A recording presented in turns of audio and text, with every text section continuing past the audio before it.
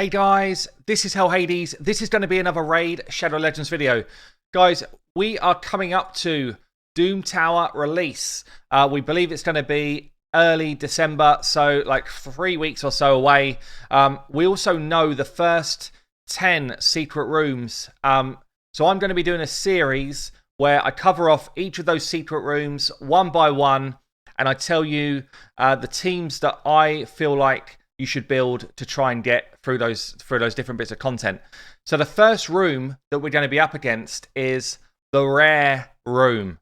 The way I think Doom Tower is going to work, and this is for normal, by the way, we do not yet know the secret rooms for hard officially. So this is going to be for normal difficulty.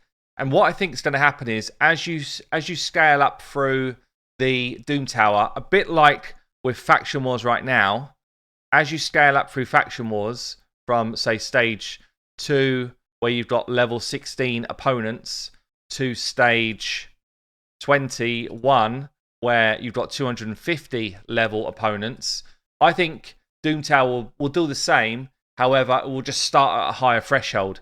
So I wouldn't be surprised if Doom Tower First Secret Room was the equivalent of coming in at something like stage 11, somewhere like that. I'm guessing, but that's what I think will happen.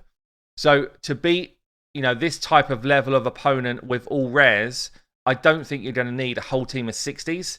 I think you could probably do it with maybe 1 or 2 60s and the rest being 50s. But again, I am guessing. So what are we going to need then when we're talking about rares? Well, same as what we need in any team makeup, really. We need someone who's going to get us moving fast. We need someone who's going to drop the defense of the enemy.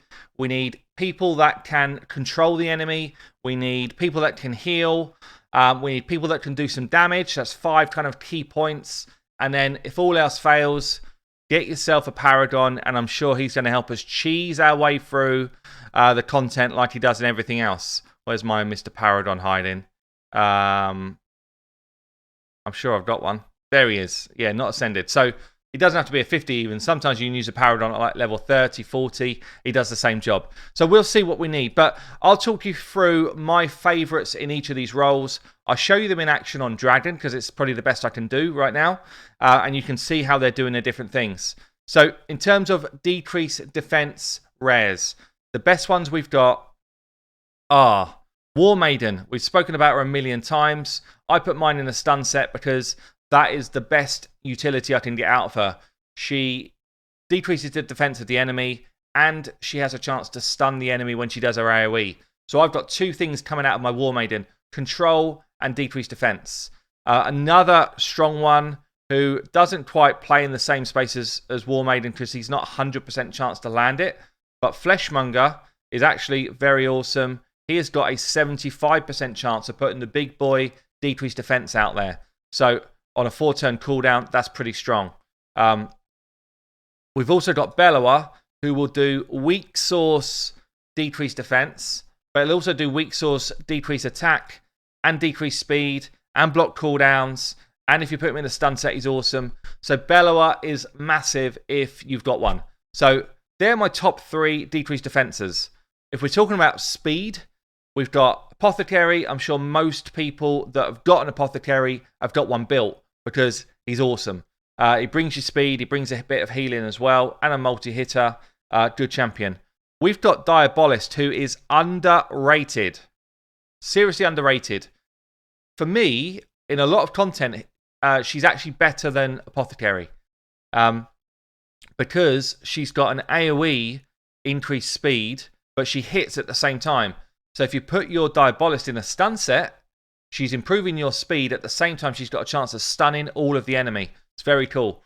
She's also got a turn meter decrease and increase. So she's increasing yours by 15. She's decreasing theirs by 15, which just gives you a ton more time to get your damage out. And then she's got a sleep A1, which is kind of nothing. But she's actually really underrated and excellent for this type of content. And then the third one I've got for speed, I don't have one built out, Doomscreech. Void champion. What Doomscreech does is increases your speed and defense at the same time. It's a really, really good skill. So if you've got a Doomscreech, don't be sleeping on him. He can actually come in level 50, no problem, and give your team more survivability at the same time as speeding them up. So the last one is Haruspex, and he's got a turn meter feel and speed buff, and he's got a revive. He's got a little bit of poison as well. I'd say he's probably the weakest out of all of those that I've just mentioned for this type of content. In the arena, he's stronger because he's got an aura for that, but this isn't the arena. But the revive might just be a bit clutch, so it becomes kind of like a go-to healer type support player as well as a speed champion. So they're my 4 for that area. If we're talking about control, then let's have a look at what we've got. So Nullhorn is like top tier control champion. AoE provoke, puts increased defense on himself at the same time, and then next turn around he'll make himself unkillable. He's awesome. I put mine in a freeze set so that when they're coming in attacking him, there's a chance once the provoke wears off that they're actually frozen out the next turn as well. So potentially you've got 2 turns worth of control there. There's another one that I don't have built out called Greybeard. Greybeard he's also from the same faction here as Nullhorn. He does an AoE freeze. Freezes 50% of your opponents. For wave control in things like secret rooms, he could be huge for your teams. Other champions in this sort of area are people like Dildal. So Dildal does control in a different sort of way. He can do an AoE decrease accuracy. So if you're up against, we don't know what we're up against yet, but if you're up against waves that do things like drop defense before they slam you, or freeze champions, or stun champions, Dildal might be the answer because he can throw out the decreased accuracy, stop you taking those debuffs, and kind of keep you in the fight. Plus, he does quite a bit of damage.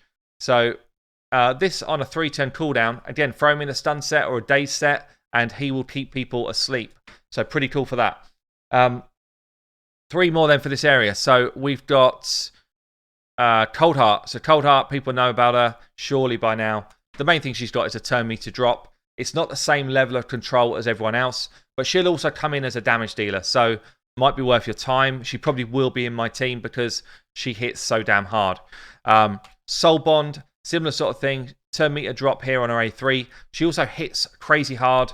She's got an ignore defense ability, and she's got an AoE A1, which again, in a stun set, you're trying to stun up as many of the opponents as you can.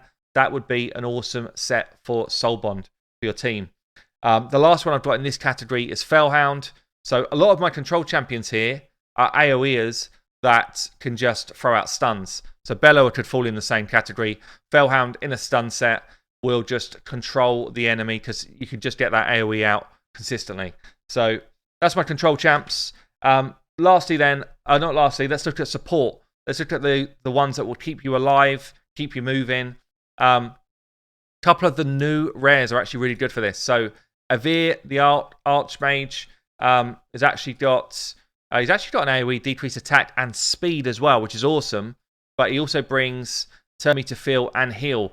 He's actually awesome.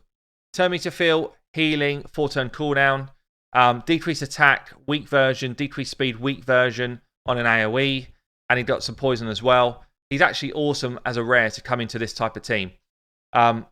Someone else then is Draconis. Draconis, Mr. Dracoins himself, just brings heals all the time. So heal there. He's got a shield ability for team on his A2, 3-turn cooldown. And he's got remove all debuffs from an ally with the lowest HP, then heal them on his A3. Nice ability here as well. I actually put mine in a shield set because he's got crazy high HP anyway. So you can get your HP up pretty stonking high.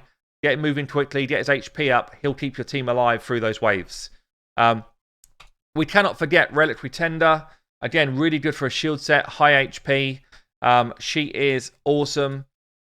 A single target decrease attack, weak version here. It's not really that great. But she's got cleanse the whole team and put heals on them. And she's got revive with some turn meter. So if you're falling down a lot, she can bring them back up, get them back in the fight. And then when you go into that next wave, if you've got shield sets on, she can keep your team alive as well. One other one I want to call out here two actually. Two I want to call out here, Seducer and Marked. So it depends what you're up against. We don't know what we're up against yet, but Marked brings a weak version decreased accuracy, which is kind of nice. But she also brings block buffs and increased defense for the whole team. 3-turn cooldown. This might be the difference between you staying alive and not. She's farmable, she's easy to get, and she's a great champion. Maybe she's not farmable, actually. I don't remember. She might not be farmable, but she's a great champion anyway. And then Seducer. So he is a void, but he does bring increased defense and block debuffs. Same ability, but actually the block debuffs goes out for 2 turns. If you're not getting drop defense on you, if you're not getting poisons and stuff on you, weakens on you, you will take considerably less damage. Block debuffs is a massive, massive ability to get through waves. He's also got an AoE, decreased attack, and he's got a sleep on his A1, which is not a bad chance to land, 45%. Again, you can put him in a stun set. That AoE will stun a couple of people, and you'll keep yourself in the fight for longer. So pretty cool there. I guess you could put Painkeeper into that same kind of healer ability.